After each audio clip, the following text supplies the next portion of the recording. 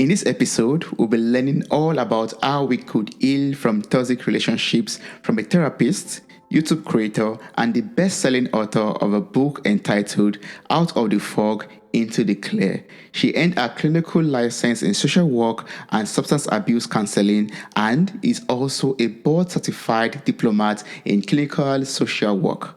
Welcome to the show, Shannon. How are you doing? Thanks. I'm doing great, Toby. I appreciate you having me on. Thank you so much for joining me for a soulful conversation on this episode. I'm really grateful that we connected and we're going to be having this conversation because even before we recorded, I was saying relationships are things that we all have basically, either with ourselves, with other people. Even when we are isolated, we have relationships with ourselves basically. So we are social beings, like you said also. So that's why I'm so excited, because you're going to be helping us to improve our relationships with ourselves. You're going to help us to heal from toxic relationships that we've had in the past also. So I just love us to start out with you. You studied social work and you got your clinical license in substance abuse counseling. What inspired all of this? Why did you go in that direction, that part of life? I don't know. It was an interesting journey. I think that originally I wanted to be a doctor or a veterinarian. And then I realized that my calling was really in talking with people and helping them to heal. And I didn't understand enough about it. So I decided to go on to grad school and study it. And I had an incredible program at the University of Connecticut, met some incredible professors, and learned a lot about group work and individual work. And then a lot of my education, I think, has really been on the job. So I've worked in inpatient, outpatient, residential programs. I've created a couple of residential programs, and I've been in private practice for quite a while now. Yes, that's so awesome, and that gives you the opportunity to deal with a lot of people, or have conversations, or have some treatment with a lot of people, and that also gives you an insight into the kind of relationships they have with other people out there and with themselves also, and what led them to substance abuse, for example, or social work. Basically, it involves people in general, and yes, and this also, I believe, must have inspired your book, right? Can you tell us more about your book and the inspiration behind Out of the Fog into the Clear? Yeah. So the book actually came as a result of my YouTube channel. I wanted to share. It was a few years ago when there were a bunch of high profile suicides, and I realized that there are just millions of people in the world that don't have access to a therapist, and they don't really understand a lot about therapy or mental health in general. And I really felt like I had a lot to share, but I felt like people are watching YouTube; they're not reading books. And so I started a YouTube channel called Therapist Talks, and it kind of piddled along for a little bit, and then it kind of blew up, which was really cool. And so what it tended towards was the narcissistic relationships, abusive relationships. Those were the videos that people really wanted. And so then I kind of focused more and more on relationships and toxic relationships and narcissistic and abusive relationships. And that seemed to be what people really needed to hear. And then I got to the point where I felt like I need to bring this all together in a way that people can utilize it to heal. And so it's not only information and strategies and perspectives, but it actually has hundreds of journal prompts throughout the book. And so if you really want to do the work and you really want to get well, you can dive into this book. It's best if you have a therapist, but even if you don't, this can be a self-help book. And then you can walk through all these journal prompts, starting with your relationship with yourself, and then looking at how that has set you up for toxic relationships in your life, healing the relationship with yourself, and then beginning to set boundaries and be stronger in your relationships with others. I'll place the link to your book in the show notes of this episode. So I encourage everyone to just go to the show notes and just click on the link, copy the link. It's also available on your through your website also. So the link to your website also will be available in the show notes of this episode. And your YouTube channel is amazing too, because I was watching some videos before this conversation started, and I watched one about dealing with anger, basically, being the angry person, or being around someone who is angry, or someone is being angry at you, or when you are angry at someone, and you really dive into that, I would encourage people to check out that video and check out other videos too about narcissistic behaviors and also all of that. But I'll also focus a little bit on relationships because I'm so excited to learn about this. But I first want you to enlighten us on some characteristics or attributes of a toxic, abusive, or narcissistic relationship. How can we know when we are in one? How can we know when we are the ones causing this or when another person is causing it? Great questions, Toby. Thanks. I think the essence of a narcissistic or abusive or toxic relationship is that it is not a love relationship. So I did a video recently about how, did the narcissist ever really love me? A lot of people ask me that question, especially when they're kind of getting to the reality of leaving the relationship. And then they think, was I in this all by myself the whole time? Did the person ever really love me? And if we look at what love is, and I talk about this in the video, going to the Bible, love is patient, love is kind, it does not brag, it does not boast, it is not proud, it's caring, it's sharing, it's all these things. And if you look at a toxic relationship, it's the opposite. The person is selfish, they are completely all about themselves. They don't give, they don't share, they don't engage in a healthy way. They are not aware of or empathic towards your feelings. They are controlling and manipulative primarily to get what they want, and nothing else is really important. So they don't have any. The essence of it is non-empathy. And if you think about a person who's non-empathic, they can't care about other people's emotions, and so therefore they're not caring for your emotions. And love is a verb. In our culture, we get very confused. We think love is just this little gooey feeling we have around this person. But a lot of times that's lust, and it's not love at all, right? And so if you think about love is a verb. So when I love someone, I'm actively caring for and sharing with and engaged with them in a caring, mutually wonderful relationship. And toxic relationships are manipulative and controlling so that that person gets what they want and they don't care about what you want. So part of how you can tell if you're in a toxic relationship is to ask yourself if you're feeling loved, if you feel like you can be yourself, if you feel like you matter. And if it's kind of on and off, then it's probably that you're being love bombed and then devalued, and then love bombed and then devalued. So that's part of the problem too, is that these relationships can be really tricky. They can start off with that love bombing, which, feels great and feels wonderful and feels like you are being loved. But then the devaluing happens. So somebody who really loves you is not going to trash you. So a lot of times people will spend a lot of time and energy trying to get back to where they started in the relationship. But if that love bombing was just a manipulation, you're never going to get back to that because it was never genuine to begin with.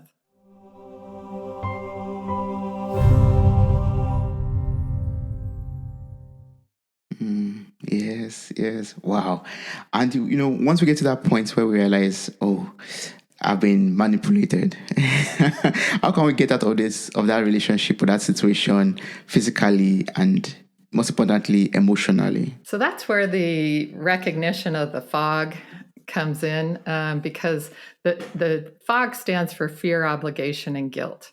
And when we look at how we get buried in that fear, obligation, and guilt with that person, that's what sinks us into that fog where we literally can't see clearly. And so I use the analogy of ocean fog and sailing. I'm a lifelong sailor, and I love sailing. I love the ocean. So you'll see on my website, it's all about ocean and Yeah, boats and stuff like that. yeah, So, and yeah. on the cover, I have the fog, and then I have the clear and the sailboats in both. And when you're deep in that fog, so I talk in the book about how there are two parts of our brain. There's the little amygdala, which is like a little walnut-sized part of our midbrain. And all it knows how to do is fight, flight, or freeze. So if you have something very stressful happen, you're going to go get a jolt of adrenaline to your brain, and you're going to go into fight, flight, or freeze mode. And in that mode, your higher cortex, your rational centers are kind of offline because, I mean, this is kind of our God given ability to fight, flight, or freeze. And you don't need to think it through, you just need to act, right? So Yes. that's a great thing, except when it's firing off all the time. And then you get overwhelmed with cortisol and buildup and stress, and it becomes exhausting. But if you recognize that that little amygdala is in fight, flight, or freeze all the time, and then you can calm that down and take the information, the reality, the facts upstairs and rationally think them through. And so I use the analogy of having like a radar. So if you're in fog and you're sailing, you need your radar. And so you're looking at the radar and you're looking out at this fog and you can't see anything.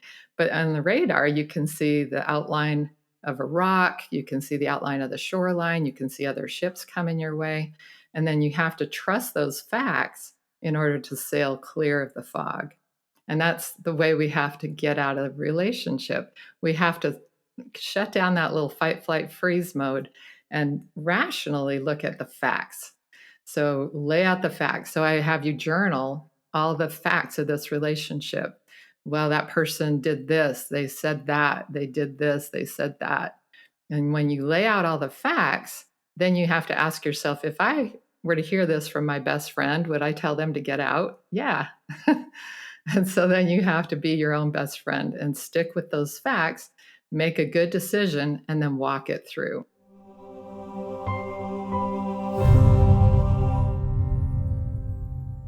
That's awesome. And I would love you to like maybe go into much more details about journaling. How can we effectively journal our way out of a toxic relationship? How can we journal to heal ourselves from a toxic relationship or some traumas from the past also? So the first part is to look at our toxic relationship with ourselves.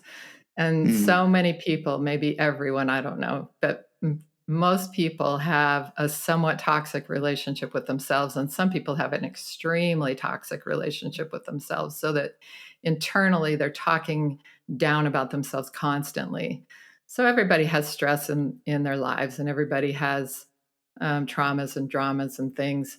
But when we walk through a trauma or drama or stress and say, you got this, you can do this, then we're minimizing our stress. When we walk through that trauma or drama and we're going, oh, you idiot, you're always doing stupid stuff like this. You are just such a loser. What is wrong with you? Then we're just piling it on and we're just making our lives absolutely miserable. So you have to recognize first that internal toxic voice. And if it's there, then you need to write that all out. So that's one of the first journal prompts, is going to be writing out all that toxic stuff. And the next part of it is to recognize how the things that you actually do like and respect about yourself. So a lot of times people will have to kind of think about what their friends would say about them. Um, my friends say that I'm funny. My friends say that I'm a good friend. My friends say I'm a good listener, or whatever those kinds of things are. I'm honest. I'm direct. Those kind of character qualities.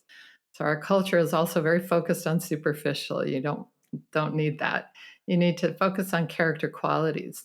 So here you've got these lies, and here you've got these truths. Okay. So I'm stupid, I'm worthless, I can't do anything right. Well, actually, I did this, I did this, I did this, I did this. I have lots of people who really love me and care about me, and they're pretty good people.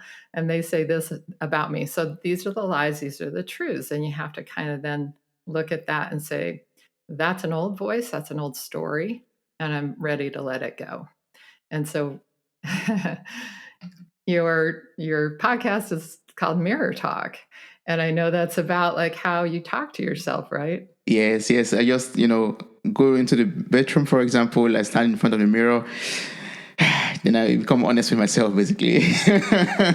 Yeah. Yes. And whenever I get like you just said, Shannon, whenever I hear maybe some evil thoughts or some, negative thoughts coming to myself, and I try to find a way to get to the root of it. Why am I having those thoughts? And I try to find a way to, get out of that evil thoughts, basically, or to get rid of it. And that's why I'm so happy that I'm speaking with you today, because I would love to know the best way to let's go of those inner toxic self thoughts also. Yeah. Yeah. Well, when you have those two things written out and you've really spent some time writing them out, the other thing I like to do in therapy, and like I said, you can do this ideally with a therapist in conjunction, but you can use it as a self-help book too, and process it with a dear friend or somebody. Um, but when you see those things, is there some person that's related to those? Is it a parent? Is it, middle school bullies, or what? When did you start to believe those things about yourself? And these truths are truths. You're not standing there in the mirror going, I like myself, like the old Saturday Night Live skit, where he was. Yeah. I love them so much. I love That was hilarious. SNL. That was so hilarious. but that makes us feel phony, right? That just doesn't ring true. But if there are things that you can write down, and this is hard for some people, but if there are things that you can write down that you know to be true about you because other people have reflected those things back at you, or I am kind of a stand-up person, even though I've been through a lot of bad things. I show up for people, and I volunteer to help children, and I want other people's lives to be better than mine was. And so those kinds of things. So these are the truths, these are the lies. When you can put somebody's voice or face on top of those lies and say, well, wait a minute, that's so and so's voice. And that's garbage. And I don't need to buy into that anymore. So when you hear that come up, you say, nope, that's garbage. And then you superimpose the truths and say, nope, I'm actually a good, respectful, caring, loving, empathic, compassionate person. And you superimpose that. And when you do that, and you have to practice it, because somebody said that we talk to ourselves inside our own heads like 40,000 times a day. And I don't know who counted that, but that's a lot. That's a lot. Yeah, that's a lot. And if you imagine somebody sitting next to you going, you suck, you're terrible, you're ugly, you're stupid, blah, blah, blah, 40,000 times, you'd be discouraged and depressed True. and anxious and a mess. So when you recognize that has to be done away with, and that you really have these truths that you actually believe. Like, if you met you, what would you like about you? That's a very important question. Yes, yeah. It's a question one has to reflect on. Actually, if I meet myself, if I meet Toby, what would I love about Toby? Wow, yeah, deep question. A hard one. Yeah, it's very difficult. Yeah, it's a very difficult question. I have to think about that for some days. After this. Yeah. But when you talk about journaling, I would love to know. Sometimes I've read and I've also experienced that sometimes our brain tries to protect us from past traumas or toxic things that have happened in the past by making us forget them in some ways. Yeah. So when we start journaling, are we going to be able to remember those things and be able to process them on pen and paper, or does that really work in that way too? Journaling. I kind of like to trust the brain to not give us too much. And when somebody is having a hard time remembering things, I don't tell them that they have to dig through that or have to get specifics on that or anything, because there was kind of, back in the 80s, there was a lot of focus on that you really had to have this massive catharsis. But in the current belief system about trauma, a lot of times we want to just see what happened in whatever way we can tolerate it. And we're not trying to get to a place of complete blasting apart of our ability to cope. We're actually trying to process it in a way that we can tolerate it. So in my trauma work with people, we go as slowly or as quickly as they want to go. And I'm not trying to dig it out any faster than they really can tolerate it and cope. So sometimes repressed memories are a good thing, and we don't want to beat up on ourselves about that.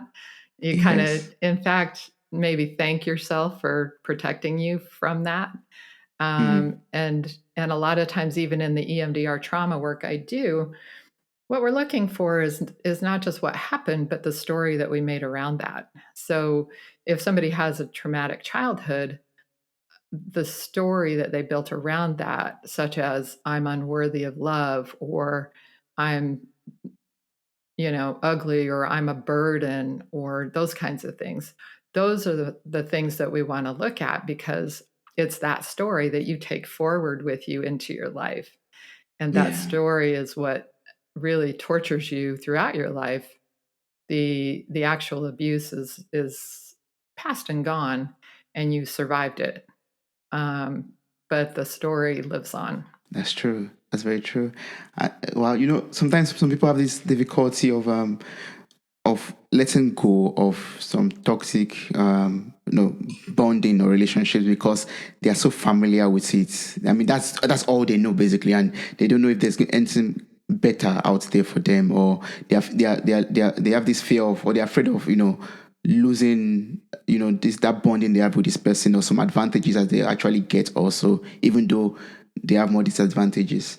How would you advise such people when you're in such a situation or circumstance? Yeah, it's very complex, because not only can it be family who you care about, um, but it can also be that you've trauma bonded to that person. So that the more time you spend with a person who is traumatic and then draws you back in, and then is creating trauma and then is drawing you back in, that cycle turns into a trauma bond. So you start to devalue yourself, and you start Mm. to run yourself down, and then basically their work is done, because you're doing that work on yourself constantly.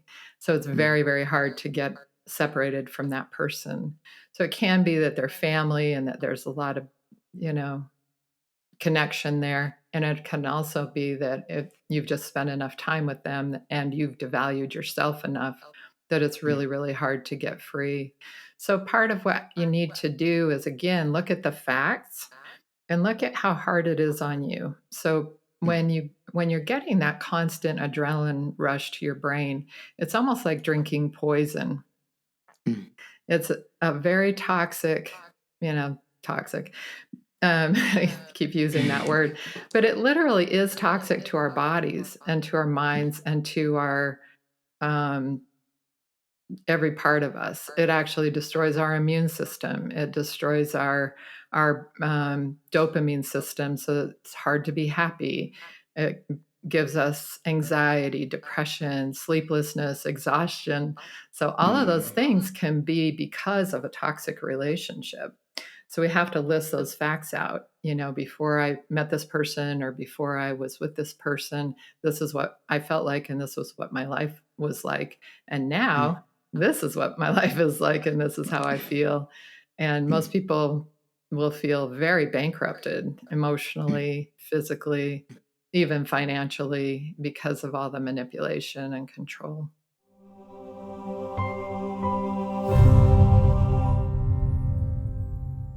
Whenever we think about toxic relationship, we always think, oh, a party or someone in that relationship is toxic or is bad. Is it possible to also have a combination where both people are good people, but them being together is just traumatic and toxic? I don't know. I don't know. I haven't really run into that very much. Usually, one person is being very all about themselves. Now, sometimes they Mm. cover it better. So we call that a covert narcissist, because sometimes that person is really, really good at showing to the world their charming side. And so Mm. it's very difficult and tricky. And the person who's being manipulated, controlled, and abused often feels like they're going crazy. It's called gaslighting. And so Oh, they yeah. they don't they don't know which way is up because this person is telling them that they're the abusive one, or that no, I never said that. I never did that. You're crazy. And so Mm. over time, a lot of times people will feel literally like they're going crazy. Yeah, But yes. I understand what you're saying. I mean, sometimes we think, oh, okay, but I must have been sleeping or been drugged when that happened. When you said I did that same, for example, or I said that, for example. all right. Yeah, yeah. But sometimes we try to make things work. We try to, like, okay, you're a good person, and I feel bonded to you, basically, and we're trying to please the person. We're trying to play the role in order to ensure that the relationship grows or moves forward. Then we end up then undermining ourselves. Are there, like, some ways we could stop undermining ourselves? We could stop being people pleasing, for example. Yeah, I call it the 3 Ps: people pleasing, placating, and peacekeeping. And a lot of us grew up in that role in our family, and then we're really good at that role. So we have to notice again where that old story came from and recognize that that's an old story that's really toxic for us. Because if we're constantly doing the peacekeeping and pleasing, people pleasing, and placating, then we're not being true to ourselves. We're not taking care of our own emotional health. We're not taking care of ourselves emotionally, physically, taking care of our dreams, our aspirations, any of it. Our total 100% focus has to be on their moods, their emotions, their ups and downs. And that can be, again, how we sort of beat ourselves up throughout that relationship. But it is hard to suss it out. And a lot of times people will try and try and try and try. And that's a noble pursuit. That's wonderful, because truly relationships take work. Good Yes. relationships take work. Good Mm. marriages take work. So it isn't that we want to say, oh, somebody upset me one time, I'm out. you know, that ability to be dedicated and committed and loyal and try again is obviously those are really good qualities. But if at the end of the day, the abuse and the manipulation and the control is there, you have to realize that that's the reality of the situation. That's the radar reality. Those are the facts. And so then you have to make that decision to leave the relationship. But Yeah. the difficulty is that you maybe are trauma bonded, and also that it's just so automatic to placate and peacekeep. So you have to really check those things at the door and stop doing those things. And then you have Yes. to also not beat yourself up on the way out. Like, oh, I was so stupid to stay for so long. I talk in the Mm. book about forgiving yourself, because those were good qualities. Those were part of what you ought to respect and like about yourself: Yes. the commitment, the loyalty, the dedication, the ability to stick with something when it gets hard. Those are good qualities. So you don't want to beat yourself up. You have to say, those are good qualities. I just need to be careful who I share them with. And Yeah. I need to have That's a true. better creepometer. Mm.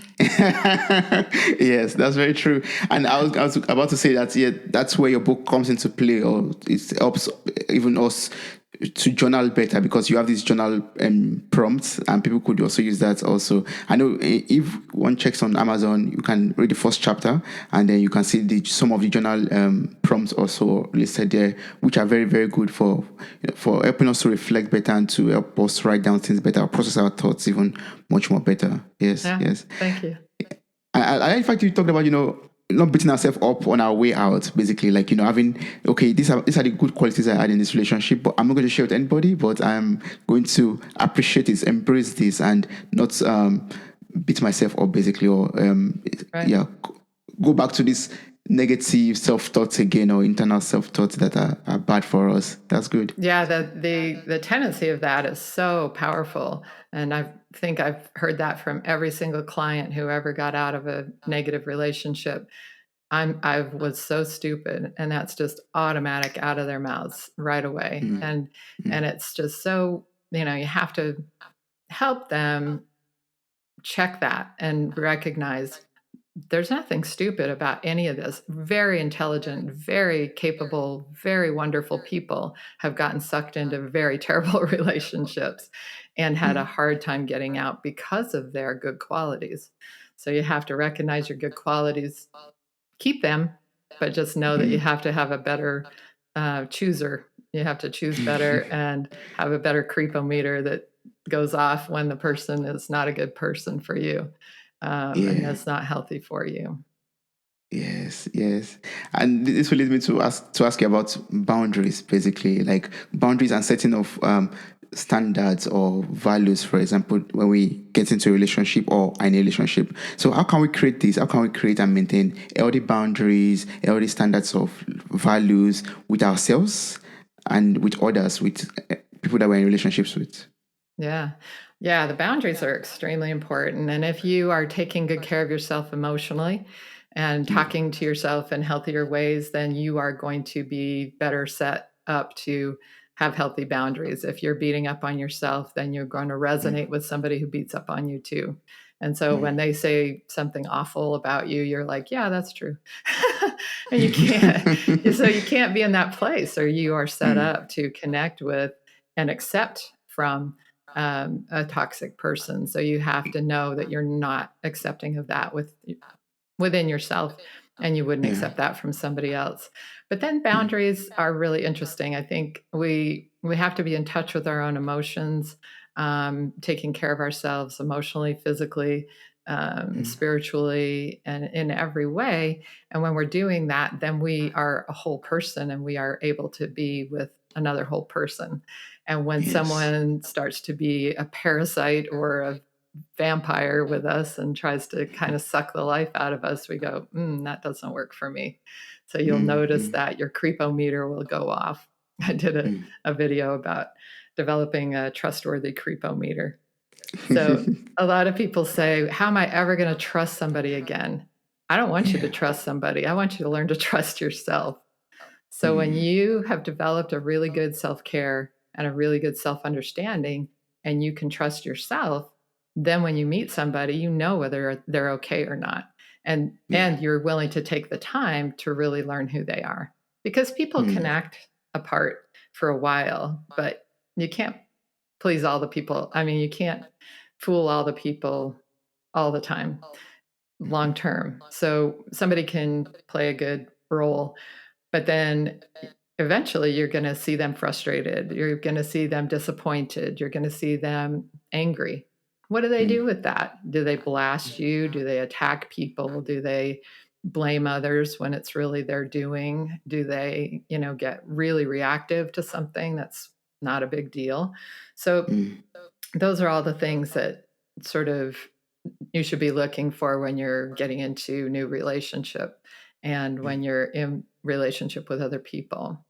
And a lot of people are in toxic relationships with a parent or an adult child, and I've had a lot of that question coming to me lately, especially about adult children. One of mm, the videos I did a couple of years ago has just been going off the rails, and it's um, dealing with a narcissistic son or daughter. mm, And I think that that can be really tough. And sometimes they will use the grandchildren as sort of the hostage, if you will. And, mm, they'll say, well, you can't see the grandkids because you made me mad, or, mm, you didn't give me what I wanted. And so you can't come over and see the grandkids this week. So mm, things like that are really common nowadays, and people are dealing with that kind of thing. So when you talk about boundaries, you have to know what you're willing to put up with and what you're not. And mm, sometimes what happens is that when you set a good boundary, like say a, a parent sets a boundary with their kid, like when you talk to me rudely on the phone, I'm going to hang up. So every time that happens and you hang up, they can decide to well, I really needed to talk to mom, but she keeps hanging up on me. I guess Yeah, I yeah. better zip it and stop cussing her out or whatever is happening.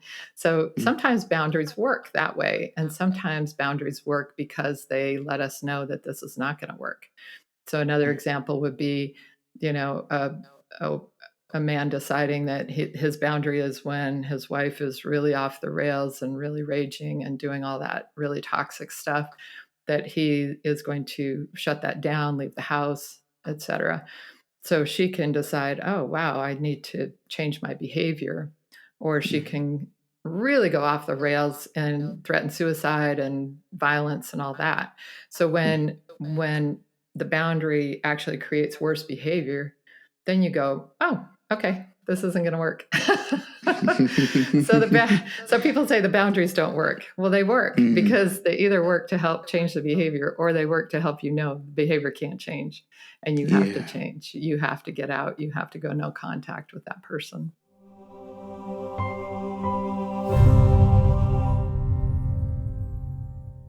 And then one of the other challenges is to leave emotionally as well as physically, because some people will leave physically and they'll be 3,000 miles away from the abusive person and they'll still be obsessing on them and they'll still be ruminating about them and they'll still be thinking about them.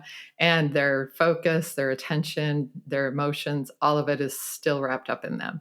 And they're still stalking them online and they're still like all wrapped up in that. And so you have to emotionally leave as well as physically, and that's another piece of the work that has to be done, because we tend to, even on my channel, a lot of times people will say, well, is he a narcissist, is he not? I'm like, who cares? Yeah. If the Yeah. relationship was toxic and you got done with it and you feel better, it's time to let go. It's time to move on. It's time to rebuild your sense of self, rebuild your sense of your connections with others, and rebuild your life. Because a lot of times it's been so absorbed into that person, Yeah. you cease to exist. And so a lot of times that's why people can't stop ruminating about the abuser, is because they can't, their focus has been so completely on that person, and it's hard Yeah. to fill in the gaps. Wow. I mean, that's a big challenge that we have to work on, right? I mean, to emotionally cleanse ourselves from that relationship, from that toxicity, and then rebuild ourselves, like you said. So, can you like walk us through this part? Are there like some ways, some things we could do in order to rebuild our sense of self, in order to regain our identity again and rebuild our values again, and just become a better being after that? Yeah, the rebuilding of the sense of self kind of goes back to, if you met you, what would you like about you? So that would be, Ah, that's your foundation of yes. who you are. We are our character qualities and our values. And again, in our culture, we tend to think of ourselves as what we do for a living. We think of ourselves as, a persona on social media, or, if we think our hair looks good that day, we like ourselves, and if we're having a bad hair day, we don't. And that, all of that kind of garbage and superficial stuff. But if you can identify the things that you really like and respect about yourself, that's the rebuilding of yourself, and that's really crucial. And so when we rebuild a sense of self, we have to start from the character qualities and values. And we're not perfect at any of it, but if I value um, compassion and empathy, then I can build on that and I can claim that as something that matters to me. So that's how we build or rebuild a sense of self. And then when we get that kind of mapped out, because it takes some time, and sometimes you can only come up with 2 or 3 things, and then later you've got 10 things, and you can really flesh that out. And then rebuilding connections, because one of the things about toxic relationships is that they isolate you. In order to control and manipulate, they're going to isolate you. And that, so when that person is gone, all of a sudden it's like this big empty hole in your life and you don't know what to do with it. So you have to think, and you have to be really creative. Like, what do I want to do? Maybe I need to pick up a new sport, a new activity, a new volunteer work. I think volunteering is an amazing opportunity to connect with other compassionate, empathic people and to be there for others when you're going through a hard time too. And don't do too much too soon. But I think it can be really, really helpful to focus out on others instead of just on your own stuff that's going on right now. So Yes. volunteering is a wonderful thing, and just filling in all the holes that person left you with. Yeah, yeah, that's true. Like using good things to fill up that hole. Yeah, yeah. It makes me remember. I was hearing from a friend of mine. He also speaks, and he was talking about when you get rid of bad habits in your life. You don't just you don't just get rid of the bad habits. You have to replace them with something else, something good. And that's, yes, I'm getting like a deja vu right now with you saying this, right? Also, like, you've let go of that toxic relationship. You have to fill it up with something good. Actually, you have to fill it up with, for example, volunteering, like at the local community, for example, or doing some humanitarian works, for example, things that are good, are impacting the world. That way, you are able to, you know, heal yourself also, basically being around people that you are making happy, you are giving them a better life. It gives you a better life too, and heals you of all the trauma and all the hurt that you've experienced in the past. Yeah, it really does help, and a lot of times people will feel like the things that they've been through, when they share them with others and are there for others, that gives them a sense of purpose and meaning. Not that anybody would choose the trauma, but when that trauma becomes purposeful and meaningful to others and helping others with that, then Mm, and it deepens your empathy tremendously, then that can become something that's different than just sort of sitting alone in your apartment wallowing in that trauma. That yeah. usually doesn't go well or end well. And oftentimes people will go back to that abusive person, or they will Mm, connect with a new person that's just as bad. And that's mm, tragic, because yes. that's the old stuff that really reinforces the very beginning of the toxic relationship with yourself. So it's Yeah. extremely important that you heal, rebuild, um, and put in new experiences and relationships that are healthy and compassionate and empathic. Yes. Yes. And this is making me remember, in your book, you talk about, it's out of the fog into the clear. And clear, you use clear as an acronym in your book for, clarity, living, educate, awareness, and rebuilding. And I get the sense that we've talked about all of these stages in some ways, like getting that clarity from journaling, writing the facts, writing the truth, the lies, and living the toxic relationship, educating yourself, and creating that awareness, and rebuilding, your rebuilding yourself, basically rebuilding that sense of self again. Yeah, I don't know if you would love to add more strategies to this, clear, for us to get a clearer picture of it. Yeah, you just gave an awesome summary. Thank you, Toby. But the part of the rebuilding too is learning good self care, and we all kind of stink at this. we Our culture doesn't Yeah. teach it. Nobody does it. It's just, yeah. So Mm, self care starts with deep breathing and self calming, and prayer and meditation, whatever flavor that is for you. mm, It means eating healthy, making sure you're sleeping at night, and taking care of everything, every part of you, mm, every aspect of you, exercise, physical health. mm, So there's all those things that, again, when we're in a toxic relationship, we don't pay attention to ourselves at all. I've known mm. people who come out of a toxic relationship and go to the doctor for the first time in 20 years. And that's wow.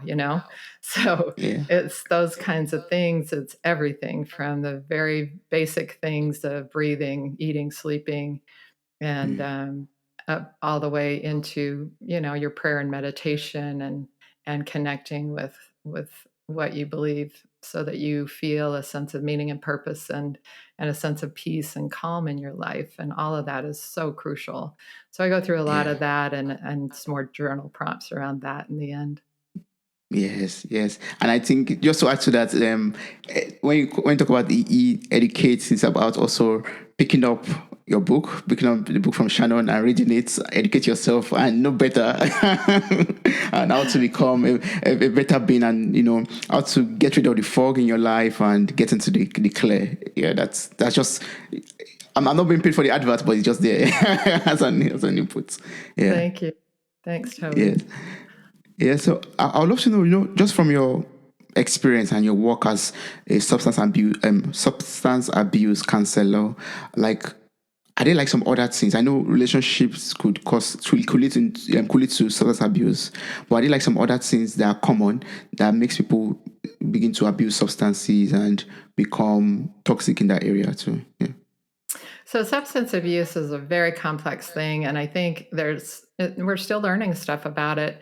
There are certainly genetic predispositions, but the also the tendency to just want what we want when we want it and not really want to have delay gratification and want Yeah. more of the things that are extremely addictive. So a lot of the substances these days are just plain addictive. So even if you have no genetic history, even if you don't have other stressors in your life, if you get involved in some drugs, they will escalate on you and they will, take you down the tubes and destroy your life. And so for a lot of people, it means again, sort of looking at the reality. This is what my life used to be like. This is what my life is like now. Looking at the reality of that and then recognizing I don't want to live this way anymore. There's sort of an old thought that you have to hit bottom, and you know, in the AA and Al-Anon communities, the newer understanding is bottom is wherever you stop digging. Ah. Okay. So the bottom of a Yeah. hole is wherever you stop digging. So it could be like, wow, I don't think I feel that great when I go out drinking on Friday night. I kind of feel crappy on Saturday morning. And I don't think I want to do that anymore. I kind of ruin all week of being healthy and eating healthy in that one night. So it can be that simple, or it can be, oh my gosh, I'm in jail. Mm, mm, Because I caught drunk driving, or was trying to sell drugs because I can't afford my drugs anymore. So it can be wherever you stop digging. It can be, wow, that was terrible, and I'm just done. Or it can be yeah. not until you've had an overdose or many overdoses, and that's the tricky thing. When you love somebody who has an addiction, what's really important is to recognize that you can extend the bottom basically by enabling too much. So if you're helping them, if you're lying for them, if you're supporting them, even though they are kind of going down the tubes with their substances, you might be digging the bottom deeper for them. And that might actually put them, you're doing it out of love, but it might actually put them at greater risk because you're making them go deeper into the bottom before they stop. Does that make sense? Yes, it does. Yes, yeah. I mean, what you just said right now it strikes a nerve a little bit, because sometimes we think, yeah, I know you are suffering, or you are too addicted to this substance, but because I love you so much, let me just give you this $20 to go and buy, yeah, whatever you want to buy again, because I know without it you can't cope, and I can see you suffering. Let me just help you or cover up for you in some ways or the other. Right. And that's hurtful for them in the long run. And that Right. love is actually hatred in the real sense towards them. Right. Yeah, I mean that $20 could buy the fentanyl that kills them. So it's just it's a really tough thing, but for a lot of people, and especially spouses or parents of addicts, what they need to do is the sort of tough love approach, which means, I'm not going to give you anything unless or until you're in treatment. So when someone is really bad off, then they need to go to treatment, then you have to Yeah. kind of withhold relationship and support until they get into treatment, and then support them in as Yeah. long as they're in their recovery. But supporting them in their addiction is just helping them to go deeper into that hole. Mm. Wow, Shannon, I've learned so much from you in this conversation or in this episode. Like I could go on and on, but wow, I would love people to get a book. It's available on Amazon. The link to your website will be in the show notes of this episode. I encourage people to visit the website, read the reviews. There are a lot of testimonials on the website just to convince you that it's a great read. And also you could read the preview of the book also on Amazon. And yeah, just get out of the fog into the clear and become a better being all through, and avoid toxic relationship, improve your cryptometer. Yeah, and become, just avoid those traumatic experiences that one could basically avoid in life. I don't know if you have a closing remark, if you have a word of advice for people out there in toxic relationship that they find difficult to leave, or people that are under the addiction of a substance, for example. I don't know if you have something to share with them as a closing remark. Everybody is created to be somebody wonderful and amazing, and I just really encourage people to find their truths and let go of the old lies, let go of the old stories, heal from the inside out, and start that work as soon as possible, and then set boundaries with others and rebuild your life. Yes, rebuild your life. Wow.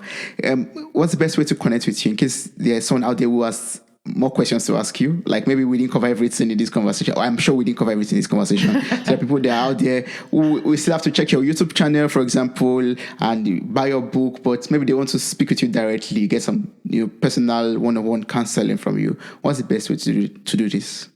Well, my private practice is extremely busy, and I also am licensed only in Arizona, Texas, and Hawaii. So I can't really do therapy with other people that don't live in those states. And like I said, my practice is very busy, but I always answer comments left on my YouTube channel and emails sent to therapisttalks.com.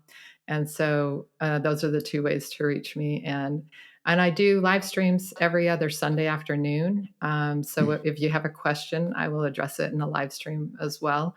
And so getting on any of my videos on Therapist Talks on YouTube and asking a question, and I will put it into my live stream the following week. Awesome. That's good. Thank you so much, Shannon. I really appreciate this.